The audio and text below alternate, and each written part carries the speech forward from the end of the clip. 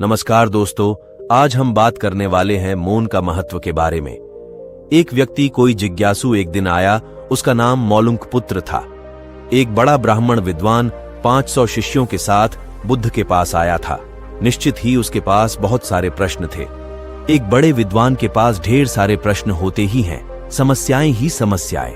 बुद्ध ने उसके चेहरे की तरफ देखा और कहा, मौलुंकपुत्र, एक शर्त है। यदि तुम शर्त पूरी करो, केवल तभी मैं उत्तर दे सकता हूं। मैं तुम्हारे सिर में भनभनाते प्रश्नों को देख सकता हूं। 1 वर्ष तक प्रतीक्षा करो, ध्यान करो, मौन रहो। जब तुम्हारे भीतर का शोरगुल समाप्त हो जाए, जब तुम्हारी भी की बातचीत रुक जाए, तब तुम कुछ भी पूछना और मैं उत्तर दूंगा। यह मैं वचन देता हूं मौलुंकपुत्र। कुछ चिंतित हुआ 1 वर्ष, केवल मौन रहना, और तब यह व्यक्ति उत्तर देगा। और कौन जाने कि वे उत्तर सही भी हैं या नहीं।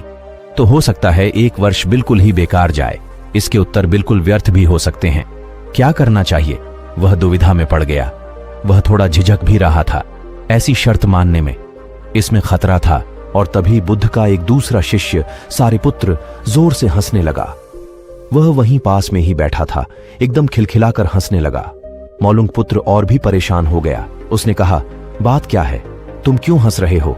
सारिपुत्र ने कहा, इनकी मत सुनना, ये बहुत धोखेबाज हैं। इन्होंने मुझे भी धोखा दिया। जब मैं आया था, तुम्हारे तो केवल 500 शिष्य हैं, मेरे 5000 थे। मैं बड़ा ब्राह्मण था, देश भी में मेरी ख्याति थी। इन्होंने मुझे फुसला लिया। इन्होंने कहा, साल भर प्रतीक्षा करो, मौन रहो, ध्यान करो, और फिर पूछना और मैं उत्तर दूंगा। और साल भर बाद कोई प्रश्न ही नहीं बचा।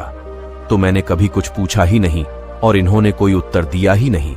यदि तुम पूछना चाहते हो तो अभी पूछ लो। मैं इसी चक्कर में पड़ गया।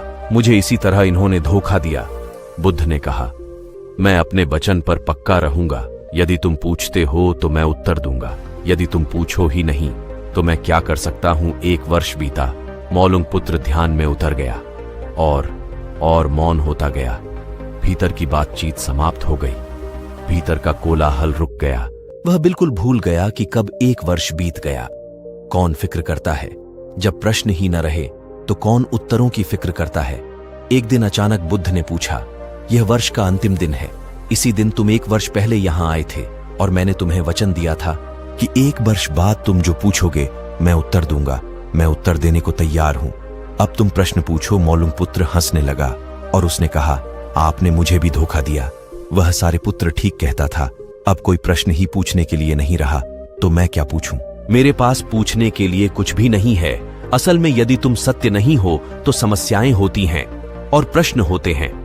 वे तुम्हारे झूठ से पैदा होते हैं। तुम्हारे स्वप्न, तुम्हारी नींद से वे पैदा होते हैं। जब तुम सत्य, प्रामाणिक, मौन, समग्र होता हो, वे तिरोहित हो जाते हैं।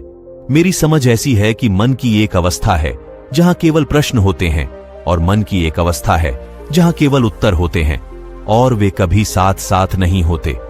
यदि तुम अभी भी पूछ रहे हो तो तुम उत्तर नहीं ग्रहण कर सकते। मैं उत्तर दे सकता हूं, लेकिन तुम उसे ले नहीं सकते। यदि तुम्हारे भीतर प्रश्न उठने बंद हो गए हैं तो मुझे उत्तर देने की कोई जरूरत नहीं है। तुम्हें उत्तर मिल जाता है। किसी प्रश्न का उत्तर नहीं दिया जा सकता है। मन की एक ऐसी अवस्था उपलब्ध करनी होती है जहां कोई प्रश्न नहीं उठते। मन की प्रश्न रहित अवस्था ही एकमात्र उत्तर है। यही तो ध्यान की पूरी प्रक्रिया है। प्रश्नों को गिरा देना, भीतर चलती बातचीत को गिरा देना। जब भीतर की बातचीत रुक जाती है तो ऐसा असीम मौन छा जाता है। उस मौन में हर चीज का उत्तर मिल जाता है। हर चीज सुलझ जाती है। शाब्दिक रूप से नहीं, अस्तित्वगत रूप में सुलझ जाती है। कहीं कोई समस्या नहीं रह जाती है। तो दोस्तों, मैं आशा करता हूं आपको मौन का महत्व समझ में आ ही गया होगा। अगर वीडियो अच्छी लगी हो तो वीडियो को लाइक और चैनल को सब्सक्राइब जरूर कर देना। फिर मिलते हैं नई वीडियो के साथ। जब तक आप अपना ध्यान रखना।